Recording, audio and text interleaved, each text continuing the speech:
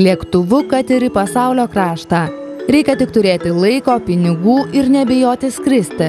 Tačiau specialistai teigia, kad lipti į lėktuvą bijo vis daugiau žmonių. Skrydžio baimę jaučia maždaug kas 5 žmogus. Tačiau pagal statistiką lėktuvas yra saugiausia transporto priemonė, nes avarinių situacijų valdymas yra privaloma piloto mokymo dalis. Pasirodo, dažniausia baimė skristi priežastis nepasitikėjimas orlaivio pilotu. Tai patvirtina ir žinoma dainininkė Rūta Ščiogolevaitė. Dar visai neseniai tai bijojusi skristi lėktuvu, kad kartą į jį neįlipo. Bijau visko, ko nežinau. Ir atsimenu, prieš man pirmą kartą lipant į oro balioną, tai aš išstudijavau viską. Aš žinau viską, kaip ten kas iš ko susideda, visus skaičius, kiek pakelia, kas atsitinka jeigu, kaip viskas veikia. Skrydžio baimė pasireiškia visais klasikiniais bet kuriai fobijai būdingais simptomais. Simptomai yra klasikiniai nerimo simptomai. Nerimo priepuolis pasireiškia kūno virpėjimu, galūnių virpėjimu, kraujo priplūdimu į galvą, ūžimu galvoje, mirgėjimu akise, galvos svaigimu, prakaitavimu, virpuliu viduje, baimė numirti, baimė išprotėti, noru iš tos situacijos pabėgti tuoj pat. Ir kartais mes skaitome pranešimus, kad žmonės bando išlipti iš skrendančio lėktuvo. Prisipažinsiu, esu vieną kartą bandžius raminamuosius, buvo dar blogiau.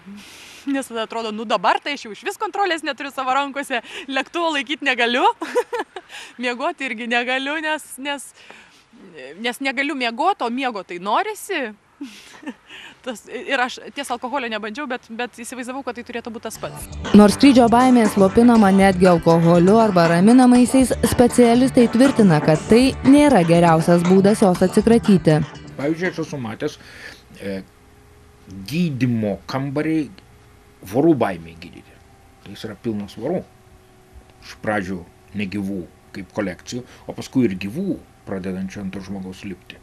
Tai yra ta baimė gydoma specifiškai tam konkrečiam stimului. Tai jeigu žmogus nori išgydyti skrydžio baimę, būtent ją, tai jis ir turėtų eiti konkrečiai, kur gydoma tik skrydžio baimė, profesionalų mokančių šitai daryti. Nors didžiausios pasaulio avia bendrovės jau seniai siūlo galimybę pasimokyti valdyti lėktuvą ir taip atsikratyti skrydžio baimės, Lietuvoje dar nedaug vietų, kur galima tai padaryti.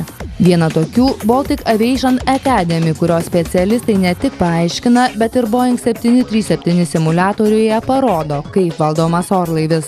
Pirmiausia, mes skrydžio baimę stengiamės nugalėti per žinojimą.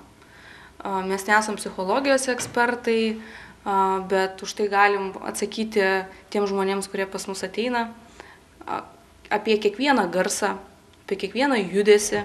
Specialios pagalbos skrydžio baimiai gydyti dažniausiai ieško tie, kurie priversti dažnai skraidyti. Kai kuriuos žmonės į orlaivio valdymo kursus arba pas psichoterapeutus nuveda artimieji, kuriems šeimos narys tampa našta planuojant atostogas užsienyje.